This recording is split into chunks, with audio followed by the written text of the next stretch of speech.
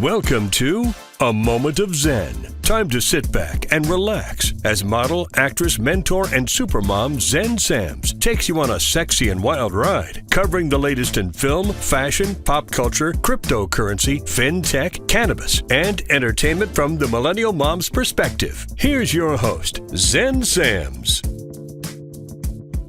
Hello, my beautiful friends and loyal listeners. It's always such a pleasure to spend my time with you on the airwaves. Thank you for listening and interacting with me on social media. That truly does make it all worthwhile. Please make sure to follow me at Zen Sams. That's Zen with an X, not a Z. And also remember that we're now live on Traverse TV Sundays at 1 p.m. Eastern, on FinTech TV Wednesdays from 7 to 8 p.m. Eastern. And of course, all episodes of A Moment of Zen are now streaming 24/7 on Kathy Ireland's Your Home TV. Of course, you can always find us directly on our YouTube channel at Zen Sams. We have such a great show lined up for you today. Very exciting stuff. In our influencer segment brought to you by Navé Travel, today we're featuring Amun Starr, influencer and American singer, composer, and songwriter. Her album Origins is best known for Egyptian and Tunisian cultures. Her music video, Goodbye, was the first to be filmed in the pyramid of King Amenemhat III, or popularly known as the Black Pyramid. She joins us today all the way from Cairo, Egypt, to chat life, career, and music. In our Hello Open Metaverse segment brought to you by Animoca Brands, this week we're featuring the amazing Armando Pantoja, who goes by the handle Tall Guy Tycoon, a speaker, social media influencer, investor, and software engineer. Today, he's here to chat artificial intelligence, the metaverse, and how to put it all into perspective. In the Millennial Mom segment brought to you by OGPay.com, we're featuring supermom, cerebral palsy advocate Lauren Taylor, secretary and treasurer of the Ariana Rye Foundation, chatting about her daughter, Ariana Rye, the foundation behind it all, and her undeniable devotion to making sure 6-year-old Ariana, who has cerebral palsy, is treated with the same love, respect, and care as everyone else. In our entertainment and pop culture segment brought to you by Caldwell Soames, we're joined by our regular contributor, Paul Caldwell, chairman and CEO of Caldwell Soames. And today he's joined by our dear friend, Daphne Barak, an American-Israeli top-level exclusive reporter and author. Today we're chatting about the scoops, impact, and glory that motivates reporters, chatting all things Ghislaine Maxwell and Britney Spears. Stay tuned for our influencer segment brought to you by Navé Travel, featuring the amazing Amun Starr all the way from Cairo, Egypt. You're listening to A Moment of Zen right here on 710 WOR, the voice of New York, iHeart Radio. We'll be right back after this. A Moment of Zen is brought to you by Animoca Brands. As a worldwide industry leader in digital entertainment, blockchain, and digital property rights, Animoca Brands plays a key role in the future growth of the open metaverse. During unstable times like these in burgeoning industries similar to blockchain, it's important to realize that blockchain can and will survive and eventually flourish, and industry-leading companies like Animoca Brands will guide the transformation into the future. Animoca Brands will keep building a better and fairer Web3 ecosystem, create impact for better, and bring true digital property rights to all internet users through NFTs and the open metaverse. For more information and to become part of the excitement, go to animocabrands.com. That's animocabrands.com. Welcome back, my beautiful tri-state area. You're listening to A Moment of Zen right here on 710 WOR, the voice of New York, iHeart Radio. I'm your host, Zen Sams. Up next in our influencer segment, brought to you by Navé Travel, we're featuring Amun Starr, known as a peaceful warrior of cultural unification. She's an American singer, composer, and songwriter. Her album Origins is best known for Egyptian and Tunisian cultures. Her music video, Goodbye, was the first to be filmed in the pyramid of King Amenemhat III, or popularly known as the Black Pyramid. She's the embodiment of a real-life pharaonic queen, using her voice and fashion style to convey the energy of ancient times. Famous for being the only artist ever to make music videos inside the most precious landmarks of the world, the Great Pyramids of Giza, Nefertiti's tomb, and Saqqara. She's also known for photographing with the personal belongings of King Tut himself, his sarcophagus, and golden chair. It has been said that she holds a few of the ancient gifts known for only the high priests of Amun. Amun Starr has always been vocal about her adoration and fascination with the Egyptian culture, winning multiple international music awards, including the Hollywood Music and Media Awards and the Global Music Award. Today, she joins us all the way from Egypt to chat life, career, music, and her fascination with the country. Welcome to the show, superstar. Oh, thank you for having me. This is a wonderful treat. This is very serendipitous. Thanks to the power of social media, we have met. It's amazing. Amazing across the world. Now, tell me how you have gotten away with photo shoots and filming in such sacred places in Egypt, let alone ancient tombs. Yeah, it was kind of just given to me. I didn't even seek it out, but it is actually really, really rare. It has to be given permission from the Ministry of Antiquities of Egypt. So wherever I go, I'm accompanied by the ministry. And really, it was touch and go at some point, because some people have been put away for a very long time for doing these very things. But, without their support, it's a big deal to them, because it's their whole culture and they're preserving it and also trying to incorporate it with tourists, get more people interested. So it was just good timing for me. My curiosity coincided with what their desires were at the time. So it worked magically to happen. You listened to the universe. Ask and you shall receive, and you put the energy out there and you received it back. I love it. It's just a beautiful story. Now, your birth name is obviously not Amun Starr. Elise or Tabitha Lebec is your real name. And you're from San Diego. That's where you're born. You're currently living in Egypt, but your professional name is Amun Starr. And Amun, with just some basic research, if anyone does it, is on Google, you could figure out that he's the god of sun, wind, and fertility. Where does your fascination come with for Egypt and of your fascination with this culture? I think it comes from a previous life. It's funny because when I finally decided to stay here and to rename myself Amun Starr, suddenly all the little details of my life made sense. Even back to when I was a little girl, I had a box of rocks that actually is the same rock and landform that's found in Egypt. So it's kind of like everything that I am made sense all of a sudden, after searching. And I think every artist is searching for what their roots are, and, I'm a white American girl, so I never thought for a second I would be somewhat related to Egypt. But then once I started doing my research and kind of was just welcomed with the welcoming that I received, I realized that something in my past was connected. So must have been because well, for sure. You don't just wake up one day and go, this is, I'm going to rename myself. I'm going to create an entire image, persona, brand, career, be successful, get the recognition of the government and authorities, get the red carpet rolled out when you go there. They don't do that for just anybody. So the fact that you have gotten to your career to the level that you've gotten to is phenomenal. And you have the support of a very strict, otherwise very male dominated, patriarchal system, because in Egypt, the music industry, so the music industry over there in Egypt remains totally male dominated. And, while the conservative country's cultural establishment marginalizes and even bans electronic music artists, you have seemed to come out winning. I mean, now we see there's a generation of young women DJs. They're forging their own paths. They're creating their own inclusive spaces for performers and ravers. And we're definitely seeing a culture shift, but still Egypt has a long way to go. What if you can demystify some stigmas about Egypt? You live there currently. What would they be? Oh, it's a lot actually, but it is a male dominated society, but it's not exactly the way we see it as Western people. There is a reason for it, and it makes sense in this climate in lots of ways. But if you're a woman and you want to make art and you want to do special things here, you have to just own your space, like you have to say, this is who I am. And there is something really beautiful about Egypt that allows you, if you have the staying power, they will respect you for that. There's a lot of respect for people who say, I'm going to do this and do it.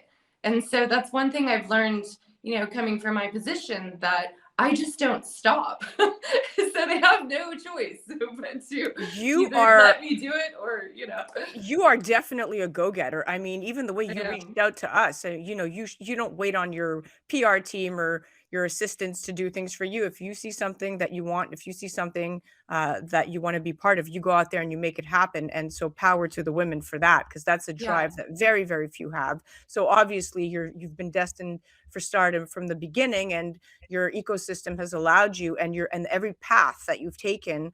Um, you are exactly where you're supposed to be. There are no coincidences. So you know what you're doing. You're weaving your web exactly the way that you should be weaving it, all the way from Egypt. Now, you're an influencer in many ways with over 1 million followers and counting. How has social media affected your career, and what is the biggest gig that it has led you to?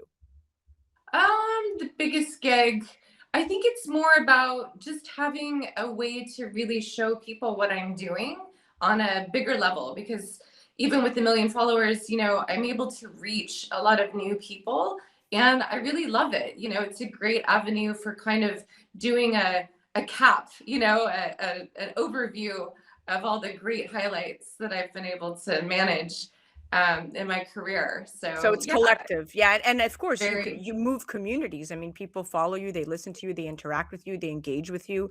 It's very uplifting, and you control your own community, which is important. This is what we've been talking about, the rise of the creator economy, where now influencers and music artists are in total control of their own destiny because they control their fanship, and that's extremely proprietary. So you're doing that on your own without a blink of an eye. Let's talk about. Well, I actually have a sub question. Do you speak the language? You live in Egypt right now. Do you speak Arabic or? Shwaya, shwaya. I have a dozen words that I can use, but I actually understand Arabic very well. Okay, I all think right. being a singer, I'm a little stingy with wanting to learn it because I want it to be fast and easy and beautiful, Yeah, but yeah, it, yeah. Well, it's you're doing it rough. great. Yeah, it's kind of hard. Listen, you got to be doing something right because you live there. Now, we live in this streaming era as other forms of music consumption continue to decline. Global Mm, subscribers to music streaming platforms have actually grown by close to 27% last year, and now are averaging about 524 million subscribers, per platform. So the music streaming revenue in wow, America now makes up 84% of the US music industry revenue, and it's projected to grow to 90% in the next few years.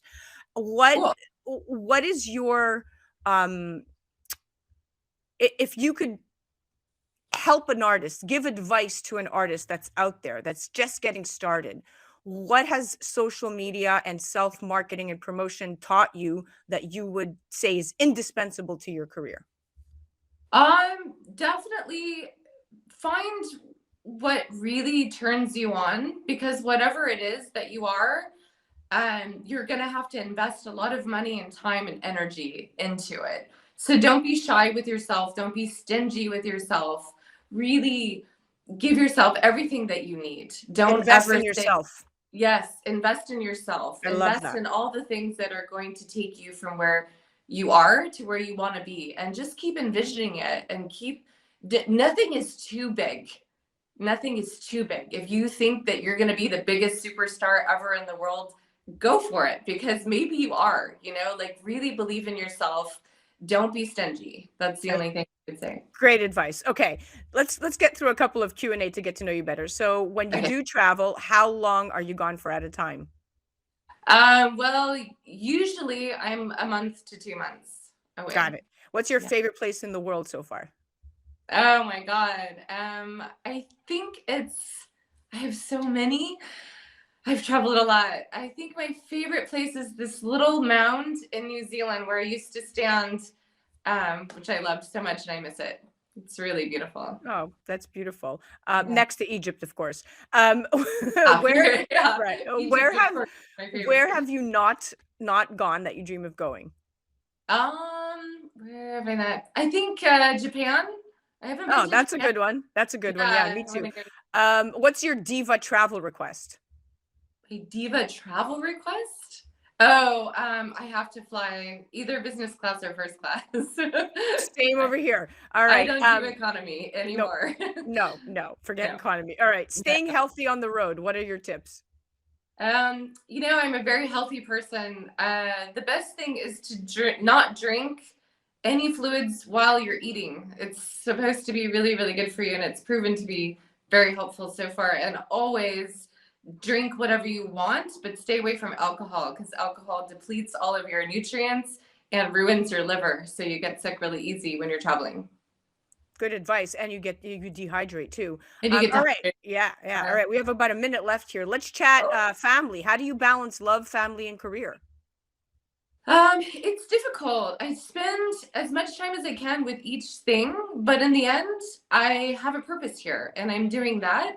And so my family does accommodate to that. And to be honest, it's much healthier for kids to see, to have parents that are doing their dreams and being successful than sitting around the house being grouchy. So I've tried to balance everything so everything has its time and its place. That's the only way we can do it. So that's so important. I love it that you know to balance that and your family is supportive and understands that, because you're right. Without a family supporting it, you wouldn't be able to do what you do with an easy mind. All right. So, and what advice do you have to single women looking for Mr. Right? I have so much to say on this subject, but men are really simple, actually. Really? Very. Okay. Men want to serve a queen. They are not, they're very simple creatures. If they adore you and they think that you're amazing, give them something to do so that they are serving you. That's the only way to get Mr. Right. And if he doesn't want to serve you, then he's not Mr. Right. It's very simple. I love this advice. Look at this. Matchmaker in your future. Yes, that's me. Well, wise words, my friend. Wise words. Thank you so much for coming on. We're out of time. This was such a fun interview. We covered so much. Okay, don't move a muscle. Guys, you definitely have to check out Amun Starr. Head directly to her website at amunstarr.com with 2 R's, and definitely check her out all over the gram. Amun Starr at social media, and on Twitter, there's an underscore. Remember, there's 2 R's in that title. That was our influencer segment brought to you by Navé Travel. You're listening to A Moment of Zen right here on 710 WOR, the voice of New York, iHeart Radio. We'll be right back after this. A Moment of Zen is brought to you by Animoca Brands. As a worldwide industry leader in digital entertainment, blockchain, and digital property rights, Animoca Brands plays a key role in the future growth of the open metaverse. During unstable times like these in burgeoning industries similar to blockchain, it's important to realize that blockchain can and will survive and eventually flourish, and industry-leading companies like Animoca Brands will guide the transformation into the future. Animoca Brands will keep building a better and fairer Web3 ecosystem, create impact for better, and bring true digital property rights to all internet users through NFTs and the open metaverse. For more information and to become part of the excitement, go to animocabrands.com. That's animocabrands.com. Welcome back, my beautiful friends here in the tri-state area. You're listening to A Moment of Zen right here on 710 WOR, the voice of New York, iHeart Radio. I'm your host, Zen Sams, in Hello Open Metaverse, brought to you by Animoca Brands. This week, we're featuring the awesome Armando Pantoja, who goes by the handle Tall Guy Tycoon, a speaker, social media influencer, investor, and software engineer. Armando is a respected thought leader in the cryptocurrency space, founding one of the first software companies to accept Bitcoin back in 2014, before it even was a thing. Impressively, he received the 2020 IBM Back to Work COVID Award, which recognized the best ideas on how blockchain technology can be applied to solve real-world issues. Today, he's joining me to chat artificial intelligence, digital evolution, the metaverse, and his thoughts on a robot-operated world. Now, the concept of the metaverse is based on key functions it will be able to provide, essentially. The key promises include a decentralized world, identity verification, smart contracts, and ETPs, exchange traded products. Now, when you combine that with generative artificial intelligence, what we call AI systems, it might feel like we've taken a giant leap closer to a sci-fi reality where AIs are physical entities basically all around us. Computer-based AI appears to be advancing at an unprecedented rate. Could it be the future that AI systems will need robotic bodies to interact with the world? And if so, will nightmarish ideas like the self-repairing, shape-shifting T-1000 robot from Terminator 2 movie come to fruition? And could a robot be created that could live forever? Lots and lots of questions, very few experts to ask, unless, of course, you're tuning in now, here to chat artificial intelligence, the metaverse, and how to put it all into perspective is the amazing Armando Pantoja. Welcome to the show, superstar. Thank you. I appreciate you guys having me here today.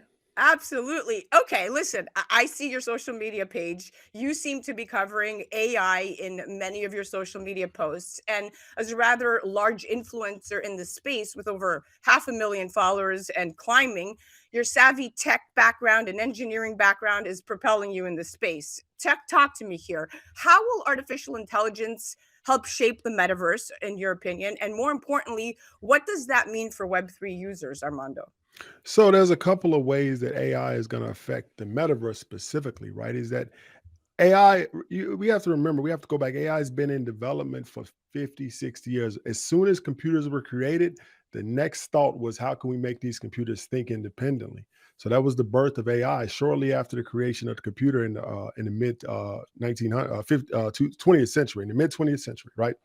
So AI is not only going to help us in the metaverse, it's going to help all types of what we're doing. Like even today, I read an article yesterday. I have a 15-year history in software engineering.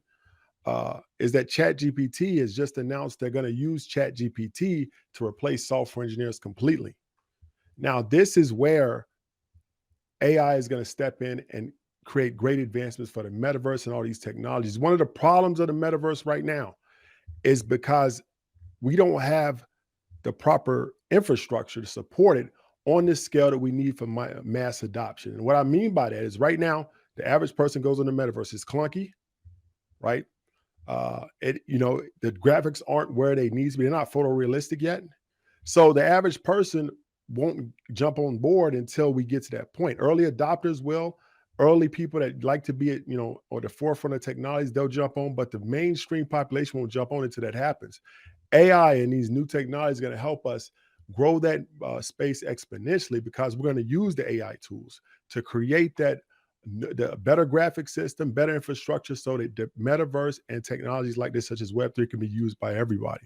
Without a doubt, they go hand in glove. You nailed it. And more importantly, it's going to propel the aesthetic, the visual aesthetic of it, where it feels exactly like the generation is expecting. Because when you look at Exactly. Gen Alpha and Gen Z, it doesn't cut it to just walk into No. clunkiness and things that are not visually stimulating. So I totally understand what you're saying. Now, when you Computer technology did not take off until Mac invented the graphic user interface. Exactly. And when you look at that now, let's couple that with the global metaverse market. Really, if you look at the estimations, they're estimated to surpass 1.3 trillion, but that's by the year 2030. So this growth will be driven, like you said, by newly adopted virtual economy trends combined with the rise of both crypto and online games. And the metaverse, without a doubt, is going to likely reshape social lifestyles, but it's going to take mass adoption. Now, let's move on to the sandbox. So, Armando, the sandbox, a popular decentralized virtual world, clocked in more than 1 million users last year, and currently there are over 200,000 active users each month. In the sandbox, we know that users can connect with their digital identity, they can make friends, and even have real emotions through these experiences. And it really doesn't matter where users are from or how old they are. The sandbox is a global digital nation of sorts. So with this in mind, that platform has the potential to reshape social lifestyles. The 3 billion people are now digitally native. So the statistics are there. And the way to interact is with avatars in social worlds and across social platforms. But this kind of feels to me, in my generation, like we should be jumping into some level of investment surrounding the Yeah. space. Forget actually being part of it. So what kind of business opportunities have you come across in the metaverse that have stood out? And what catalysts do you feel are needed for Web3 and the metaverse to become more mainstream? So in the last 150 years, there's been 3 times where there have been mass millionaires created. One was the Industrial Revolution, early 1900s. The second was the internet boom of 1990s.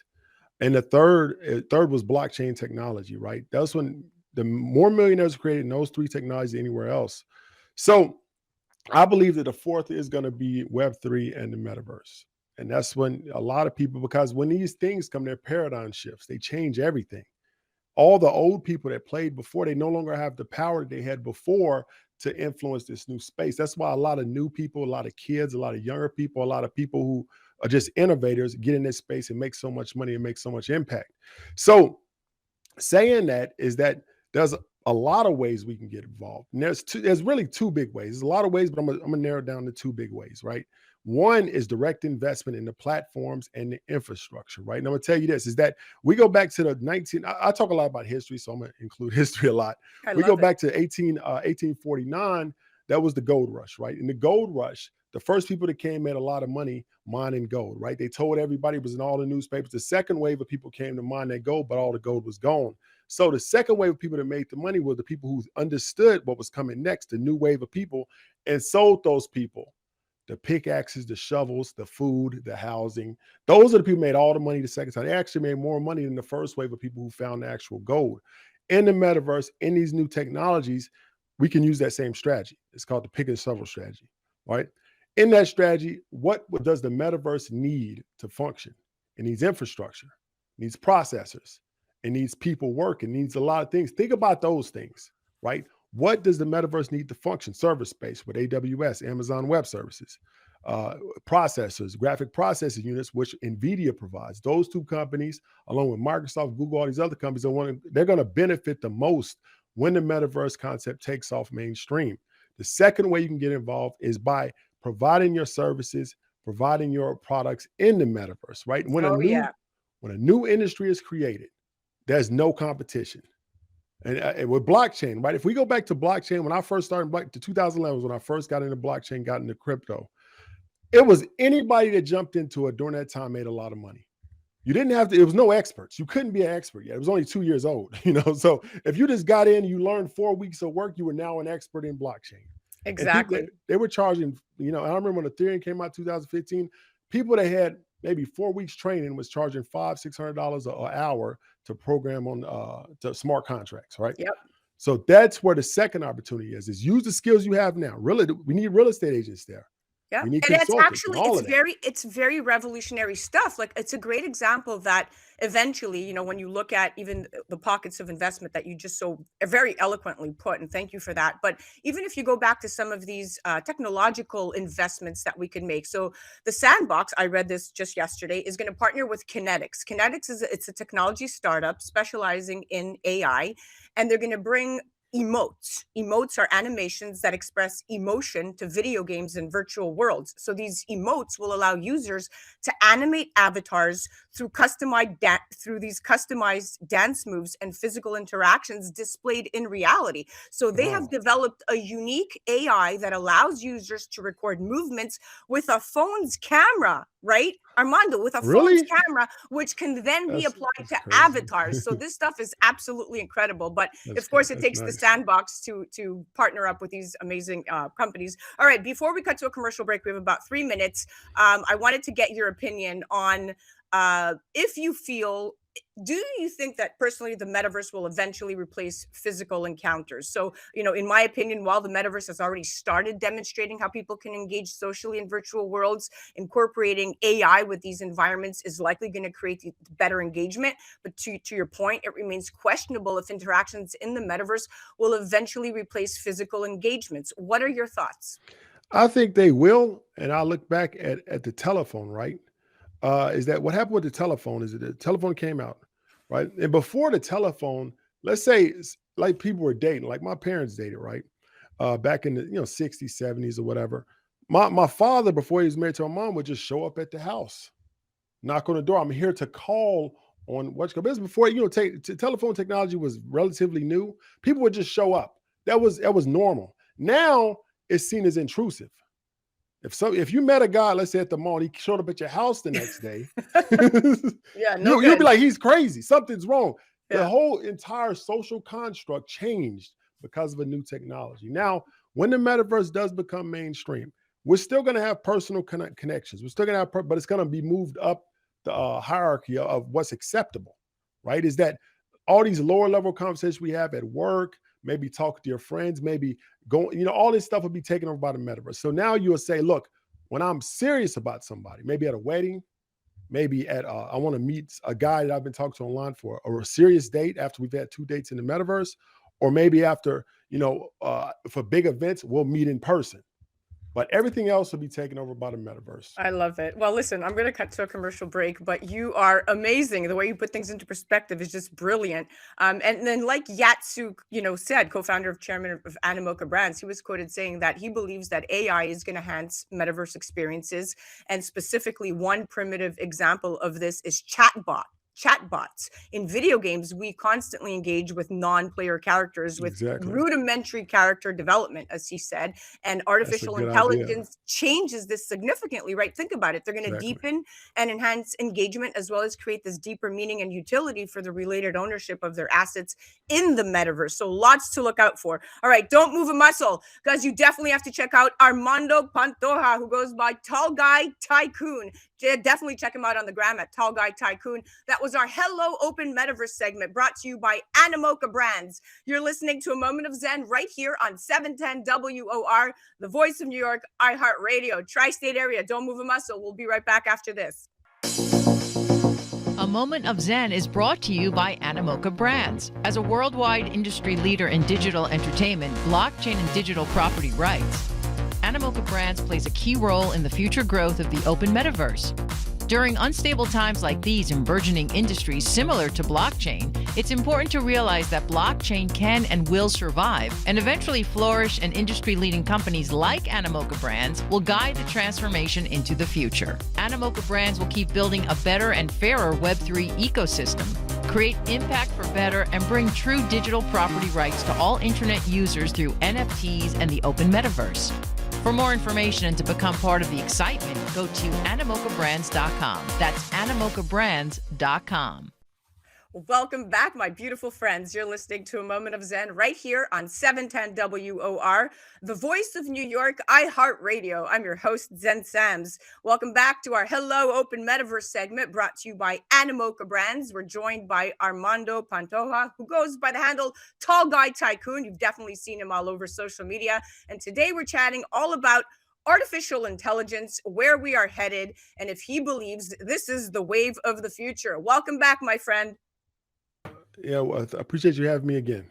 All right, let's jump right in. So interestingly enough, there's a new platform called humans.ai, and it's touted as the blockchain of artificial intelligence, and it's being used to mint super skills and voices that users can apply to avatars within different virtual worlds. So to put this into perspective, Armando, humans.ai lets users create digital voices, speaks in different languages, and implements synthetic voices that could prevent discrimination. So you can enter a Zoom call with a different voice, for instance, which could prevent discrimination if you wish to remain completely anonymous. And this will certainly reshape social lifestyles. Then voices are minted as non-fungible tokens to give users true ownership of their voice clips. So we see that now it's revolutionizing, like you said, social behavior. Very good example back to the telephone. So what will and will not be acceptable. Now you could come into a chat room and not even have to be you. You could hide behind the voice and the avatar. Although I love where it's headed as a technology, one can argue that hiding behind an avatar is not authentic and feels like catfish. What do you say to this? One of my favorite movies of all time is My Fair Lady. And every time it's in town, I go watch it. And my favorite part that I love about this movie is about the science of linguistics, right? And I studied linguistics and language in college. I studied Spanish and German. And one of my favorite parts in that movie was that at the beginning, before they found Eliza, they were people would come up. These were two linguistics professors for people who haven't watched the movie, and they were very good at what they did. And they had a bet to see if they can figure out by the way somebody talked, what street they lived on when they were a child in London. And they were able to do this 100% of the time because they could tell from inflection, from the way you said certain words, the speed and the tone of your voice, exactly where you came from socioeconomically, down to the street that you were lived on when you were a kid. And that's true in linguistics. We could tell if somebody's from the South, from the North, they had money, they didn't have money, they were educated or not. We can tell that from voices. So I wouldn't personally do it because I feel like a voice is who I am. But and I've I don't speak perfect English. I think few of us do, but I think that adds to my personality. But I could feel like some people would feel like that because I think that like I'm from the South, but I've lost a lot of my Southern accent. But I feel like sometimes people in the North see people in the South as like less educated or something like that. Maybe vice versa, also maybe discrimination toward people from the North.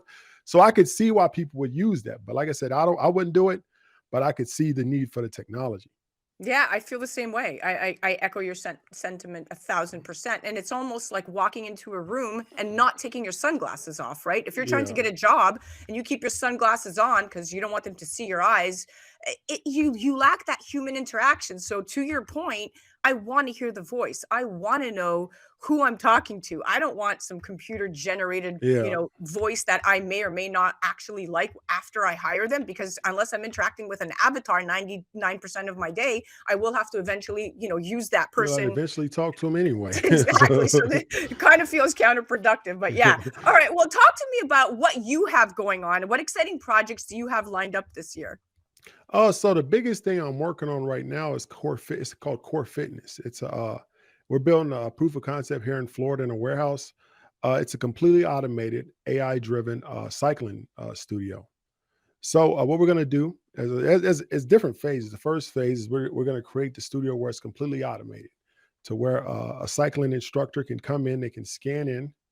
Uh, they scan in with their face, they scan in with their voice, biometrics to scan in. So we don't need any more gym cards anymore. I don't know why gyms use that anyway, but we Yeah. don't need those anymore.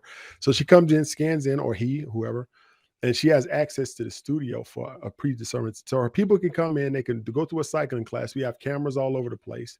So AI generates mashups of the different angles of the scenes or whatever, sends the content to her after her class. She can use it or he can use it however they want.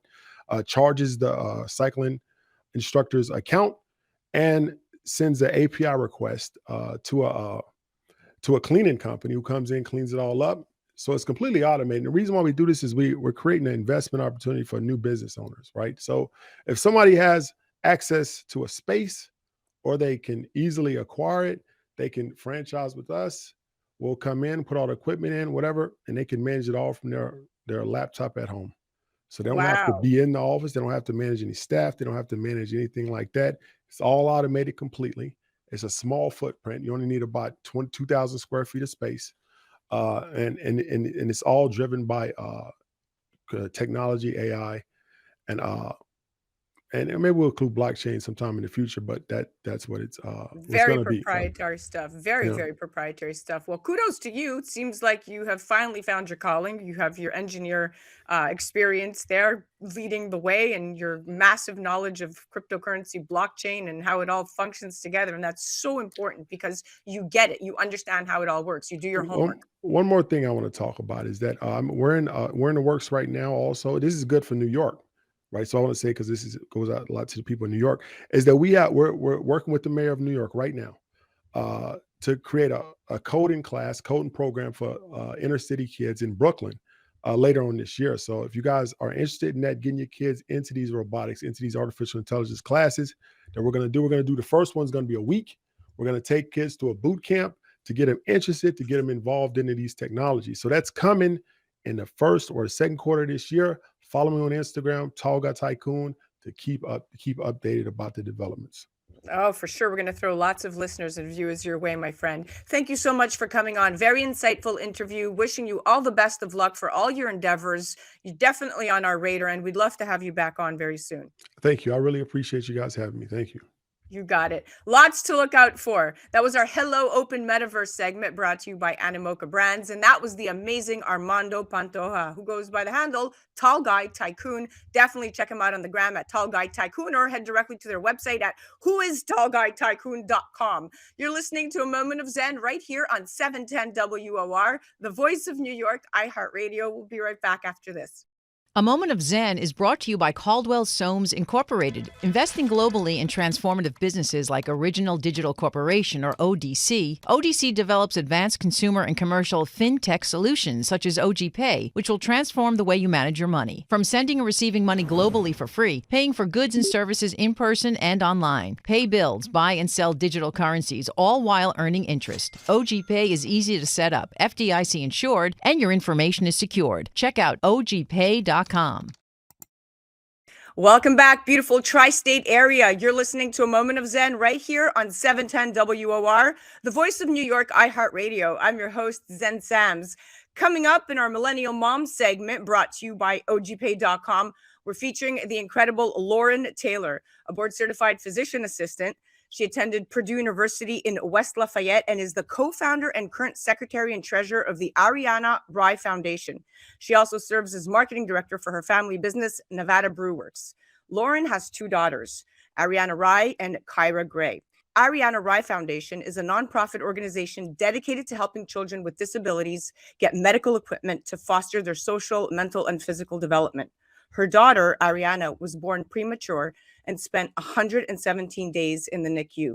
She was diagnosed with cerebral palsy and auditory neuropathy spectrum disorder. And as a parent of a disabled child, she knows the hardships of getting the right care and equipment. Cerebral palsy is a group of disorders that affect movement, muscle tone, and posture. It's caused by damage that occurs to the immature developing brain, most often before birth. About 500,000 children under the age of 18 currently have cerebral palsy, and about 2 to 3 children out of every 1,000 will be diagnosed. Cerebral palsy has no known treatment, so it will continue to have an impact for the rest of a child's life. Welcoming now to the show is the amazing super mama, Lauren Taylor. Hi, thanks for having me. Thank you so much for joining us. What an incredible opportunity to get to talk to you and gain some insight into your life. I really, really thank you for taking the time to speak with us today. Absolutely. Okay, so at 21 weeks, you learned you were having a girl. And then not long after that, as your husband was making you dinner, I was reading, you hemorrhaged. And the doctor, once you got to the hospital, said the words no expectant mother wants to hear, that we're doing everything we can to save your baby. Although Ariana was born, she was rushed to the neonatal intensive care unit, to my understanding, and nurses, spirited her into an incubator. Talk to me about the next few months. Those next few months, it's definitely hard to remember. It was so traumatic during that time, but we spent hours in the NICU. We went every single day. We got discharged from the hospital without our baby, so that was extremely difficult. But we went there every single day to see Ariana, hours. It felt like it was never going to end, and time was just moving so slowly while we were in the NICU. We spent 117 days there. It was super turbulent. She had fractured ribs. She had 5 blood transfusions. She was diagnosed as deaf inside the NICU. She had heart surgery, brain bleed. The list goes on and on. We get there and they tell us that she had to be resuscitated. It was a really difficult time. So we didn't know what was going to happen. There was ups, there was downs, but it was always a roller coaster in the NICU. Unbelievable. Well, you are a warrior, mama. So after nearly 117 days or so in the hospital, Ariana finally goes home, but you didn't have a long-term prognosis. What was that like? We did not, and everybody would tell us we don't know how she's going to be. We knew that when she left, she didn't have head control, so we were seeing a physical therapist, and nobody told us that she had cerebral palsy. And looking back now, she did have signs for it that I should have recognized, and I wish people would kind of told me that before leaving. But we saw physical therapy, occupational therapy right away leaving the NICU, and within a few months, she was missing her milestones, missing head control, reaching, any babbling, and then the diagnosis of cerebral palsy came up.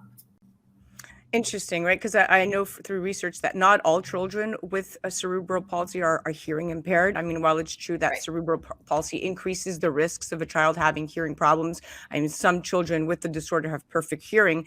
And Correct. again, there are varying degrees of cerebral palsy, and the associated risk factors of developing other impairments really depend on the severity of the child's palsy. Now, in addition, it's interesting because some children may have problems with communication, yet they can hear perfectly fine. True. So it's interesting to me.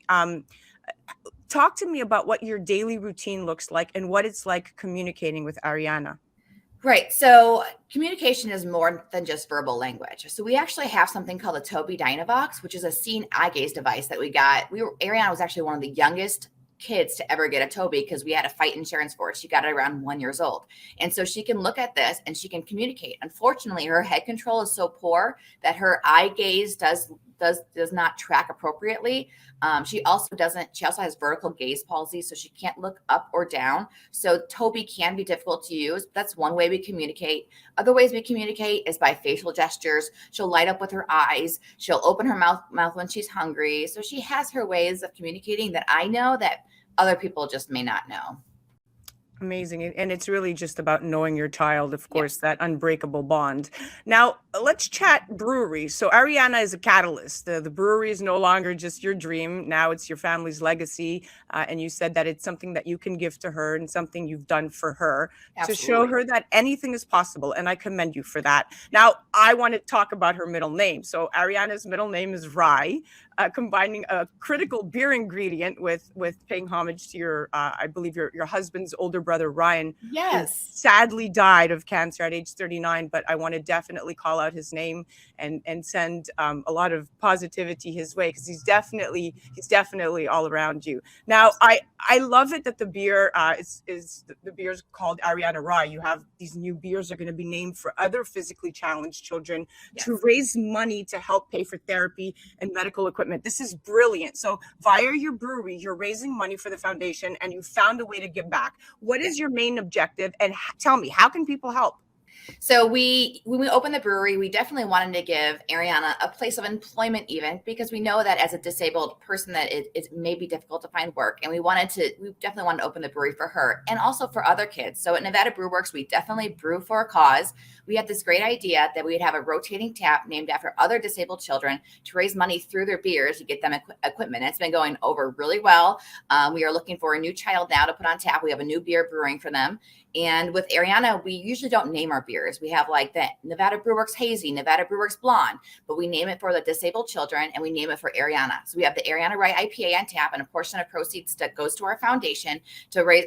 That's the bulk of our money for the foundation. We are very small, and so we just wanted to give back through our brewery because we can. So we don't distribute right now. We're planning to distribute soon in Las Vegas, but we don't distribute across the country. So we just take donations over our website for the foundation. Oh, this is amazing. I love this story. You're doing God's work in many respects, because, there's other families that are following your leadership, your mentorship, other moms that are drawing strength from you. You're also a social media influencer and a digital creator. I love following your page. In fact, I found you on Instagram. I was like, it wasn't my bookings department up there at iHeart headquarters. It was my social media.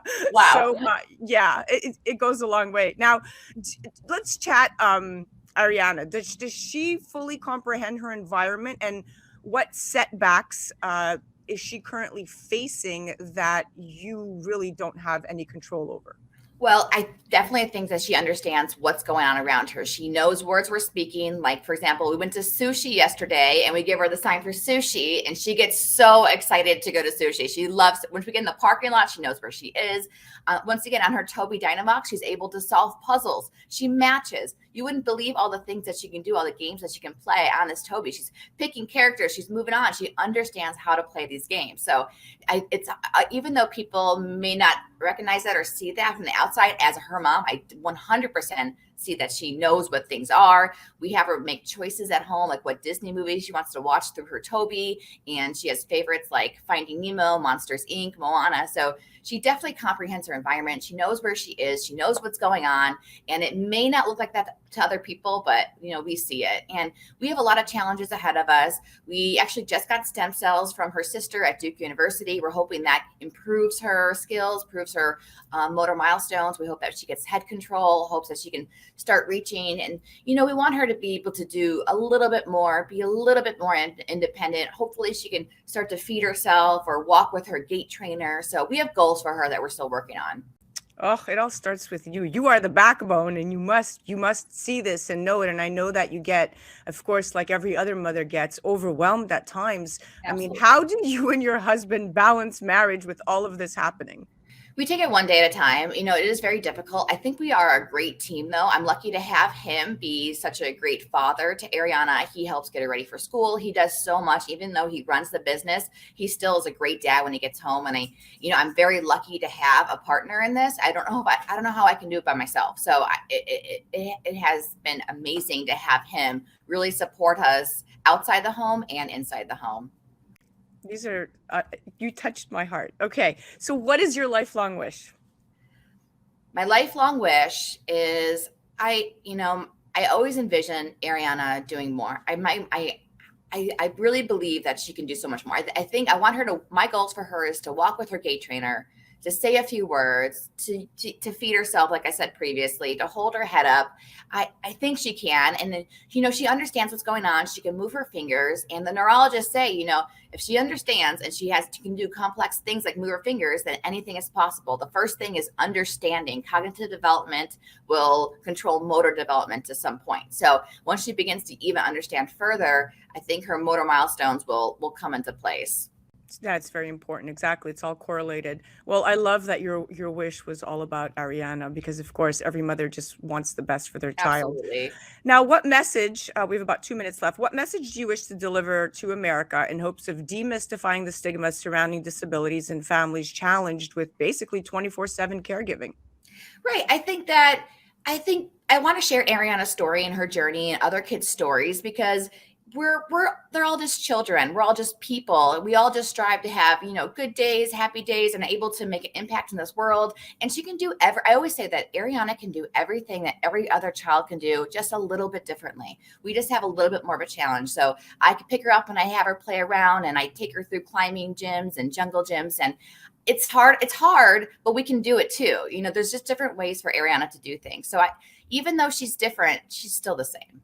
Oh yeah, I see her posts and your posts, and she's the cutest little face, and the spirit and the energy that emanates from this child is incredible. Like I said, I think I saw her dancing in her chair, spinning in one of your posts, and I was so drawn to it. It just warmed my heart. It really did. So She loves it. yeah, I could see.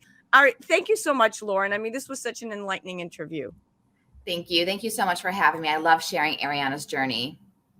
That was such an inspirational interview. Now, listen, guys, it's definitely important to note that although there are children with severe cerebral palsy who use a wheelchair, many others can walk and run without any assistance. Cerebral palsy can be extremely mild to severe and anywhere in between. Again, some children with the disorder may not be able to speak. And since it has varying degrees of severity, this certainly does not apply to all children with cerebral palsy, because children with cerebral palsy who have limited talking abilities can still very much communicate, like in Ariana's situation. Communication boards, sign language, and electronic tablets are among the numerous communication methods children can use today. So definitely do check out that Toby that Lauren was talking about. That was our Millennial Mom segment, brought to you by OGPay.com. Do check out Ariana Rye Foundation on the gram, and definitely head to arianaryefoundation.com/donate. You're listening to A Moment of Zen right here on 710 WOR, the voice of New York, iHeart Radio. We'll be right back after this. A Moment of Zen is brought to you by Caldwell Soames Incorporated, investing globally in transformative businesses like Original Digital Corporation, or ODC. ODC develops advanced consumer and commercial fintech solutions such as OGPay, which will transform the way you manage your money. From sending and receiving money globally for free, paying for goods and services in person and online, pay bills, buy and sell digital currencies, all while earning interest. OGPay is easy to set up, FDIC insured, and your information is secured. Check out OGPay.com. Welcome back, beautiful tri-state area. You're listening to A Moment of Zen right here on 710 WOR, the voice of New York, iHeart Radio. I'm your host, Zen Sams.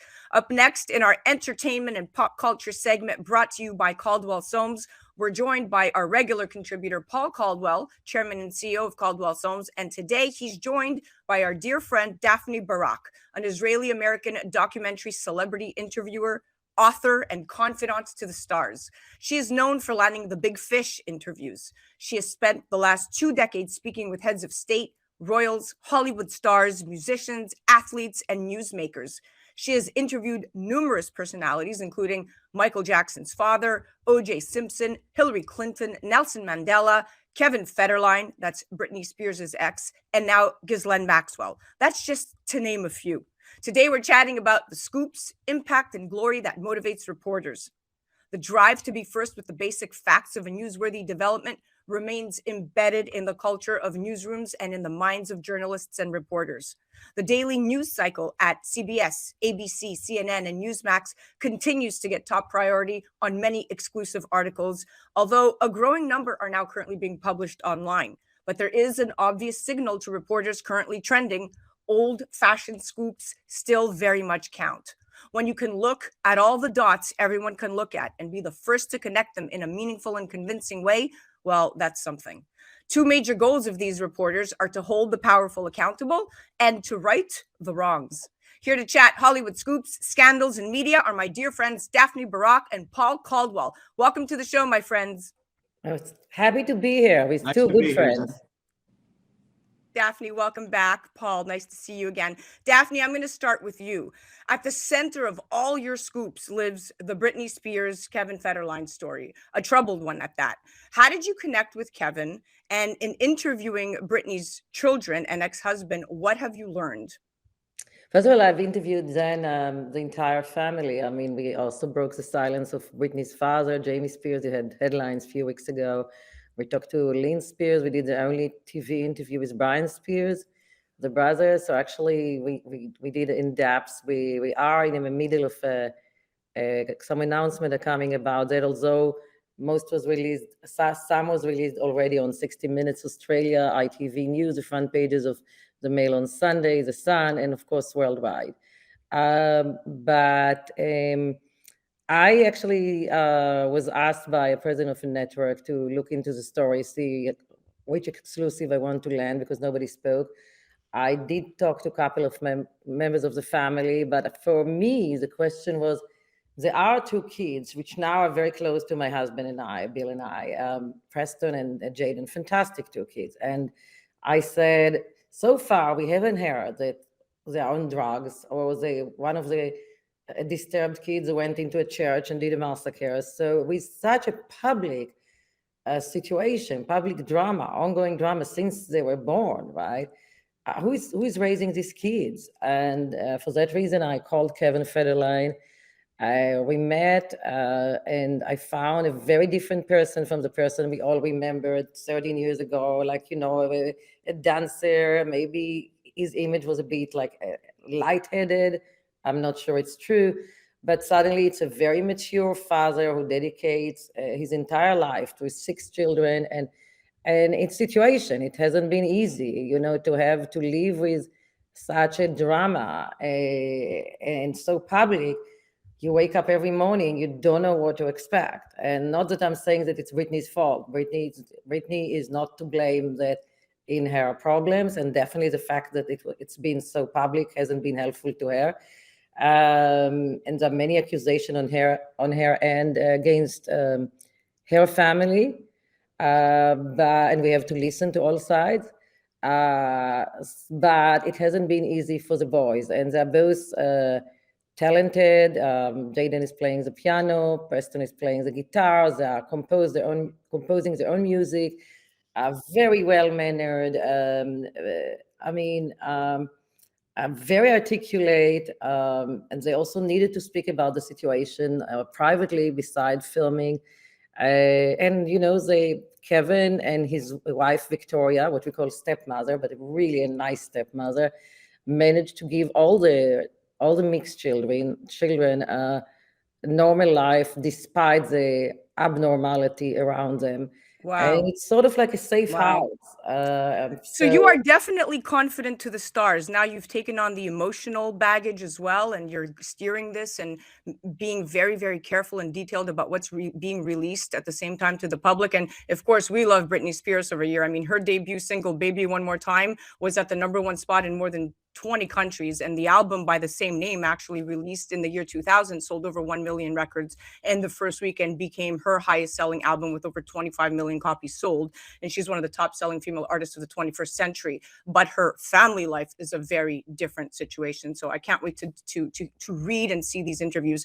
Paul, you personally ingest tons of media and are in fact in it yourself. You have been part of the public eye for several years now. How important is it for truthful and transparent reporting when it comes to American culture and media? And what concerns do you have as a parent and accomplished entrepreneur with media manipulation, whether it being cultural or political? I think it's really important, Zen. The truthful, fact-based, unbiased reporting is essential when we're talking about reporting. On the other hand, if we're talking about entertainment, then therein lies when ideology sort of creeps into the mix. I think the problem is when reporting is biased, and the people that are doing the reporting allow their ideology or allowed their ideologies allowed into a story, current affairs or whatever. But that ideological twist then starts to skew things one way or another, typically. And then what happens is, it might make more interesting news or might make more interesting content. But I will tell you that context does matter. And the news is really just the news these days. And its entertainment value sometimes seems more important than just the facts. And I think that's a big part of the problem, because there's so many different ways now to consume content. Internet, your phone, you cannot get away from it. So it's everywhere. Yeah. It's prolific. And if you look at the newsstand still, the rags at the newsstand when you check out, that's still where the very best copywriters, I heard Gary Halbert one time say, the most highly paid writers in the world write for those papers that are at the newsstand when you check out of the grocery store. Yeah. And Warren Buffett is to have said, I don't know if he did or not, but I read one time that he said, people will pay you more to entertain them than they will to educate them. So I think that the news itself has taken on an entertainment value into it that really has quite frequently skews just the basic facts. Well said. Well said. And I love that think, perspective. and I think if I can just inject something, Paul, and then it's not only the fact. I think what guides me is I'm trying to put myself instead of the interviewee, or whether they're head of state or a royal or a big celebrity. I'm trying to think, how would I feel if I were Britney and somebody, even with good intention, as my father, would take all my rights and try to be me, right? And that's horrible. Yes. And I was going to actually ask you and stay on that thought. So let's chat Ghislaine. So Ghislaine Noel Marion Maxwell is a British convicted sex offender and a former socialite. Just for reference, for those listening, in 2021, she was found guilty of child sex trafficking and other offenses in connection with the financier and convicted sex offender Jeffrey Epstein. And in June of 2022, she was sentenced in a New York court to 20 years imprisonment. Now, Daphne, you had access to her in prison via network exclusive. In interviewing her, do you feel she is guilty?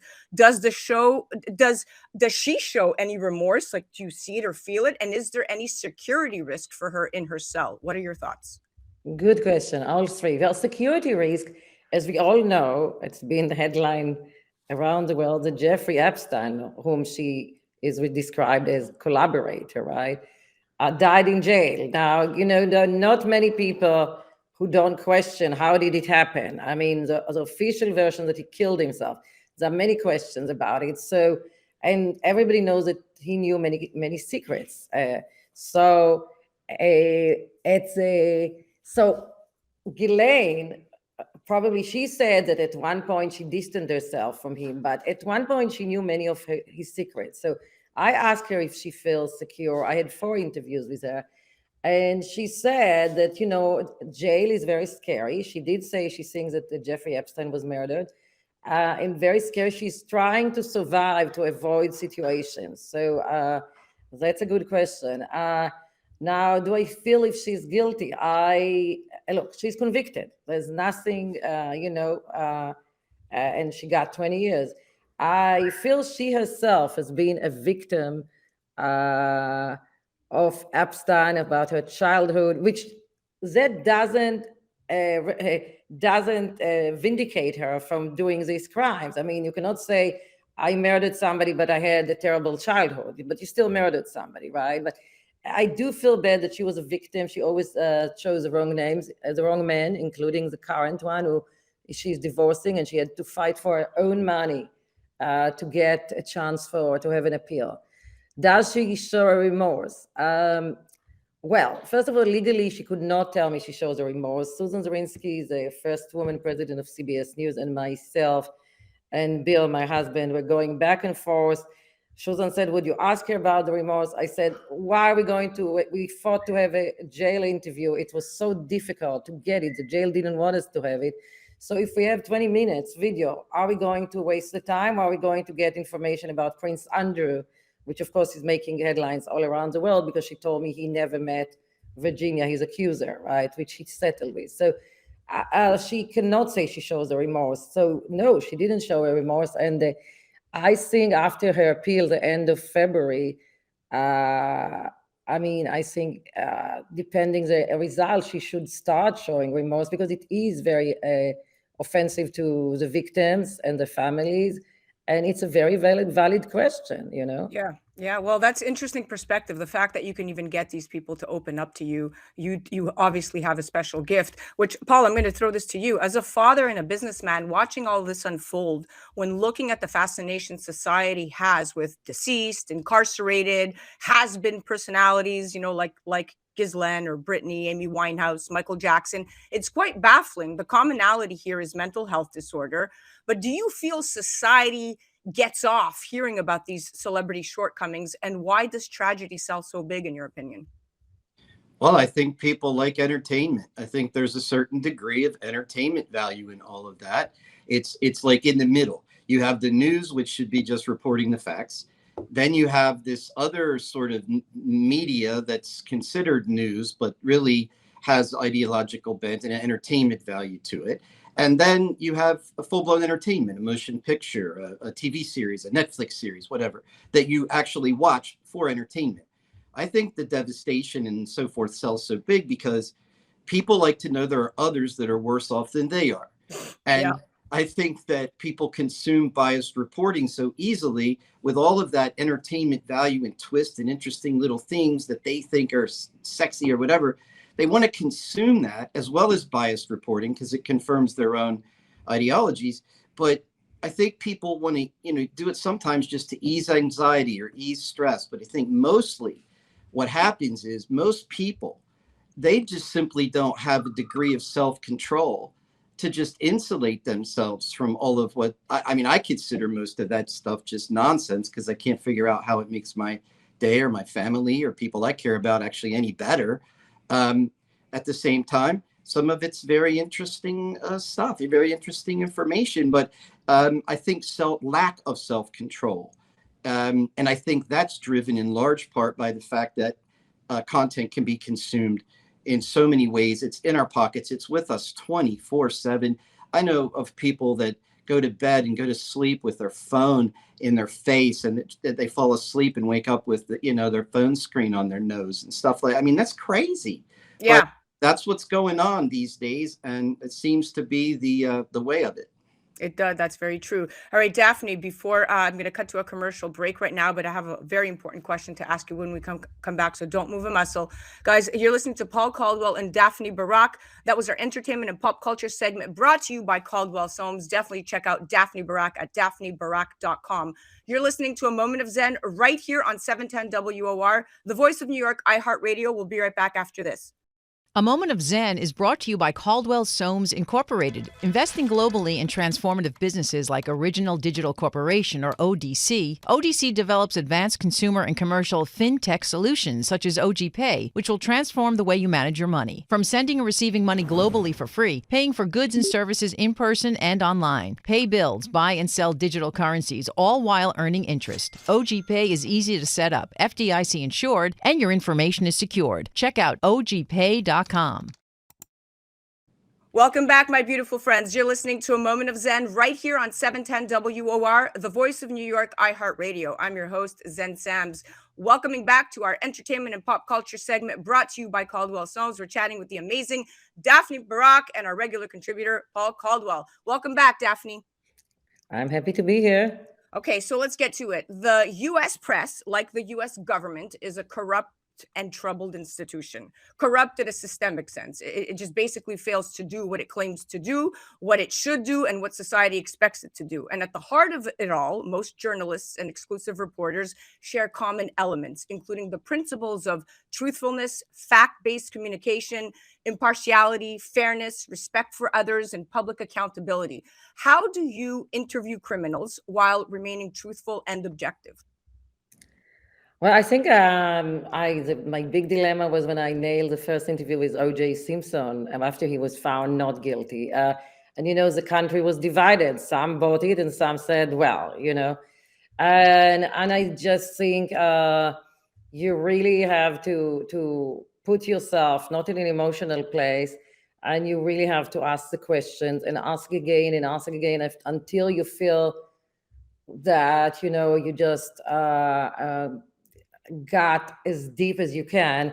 Now, what we say about interviewing criminals, but there is something that I guess the society is attracted to it. That's why we have in Netflix and all these streamers, a TV series about jail or about crime or about so there is something in us which is attracted to connect to it. Yeah. The only thing I think then and Paul is the danger not to glamorize it. I mean, the moment you give it glorification, then you really cross the line. Because I mean, my job is to get the big gets. So the criminals that I interview are basically, whether it was O.J. Simpson or Ghislaine Maxwell, or at one point Mike Tyson, who actually has rehabilitated his life fantastically. So there are famous people who basically found themselves incarcerated, right? But still, let's not get it. A crime is a crime, and there is no way or no reason or no justification to glamorize it. Yeah, well said. All right. Well, I know we're out of time here in just a minute, but Paul, last question. Chatting phenomenon of bombshells that dominate news cycles only to be debunked later. And you, Daphne, you could pipe in here too after he answers the question. But this is some examples. Back in 2020, we saw what the media dubbed as a reckless conspiracy theory when Senator Tom Cotton of Arkansas claimed that COVID-19 may have come from a Chinese lab, now considered an absolute reality, but then was in fact investigated. Then we saw Trump ordering park police in DC to use tear gas on what the media said mostly peaceful protesters. That was another huge story. But a Justice Department Inspector General's report later released saying it wasn't true at all. Or how about the vaccines? They save our lives. We must go get ours immediately, to only find out now that they actually pose a potential huge health risk for many.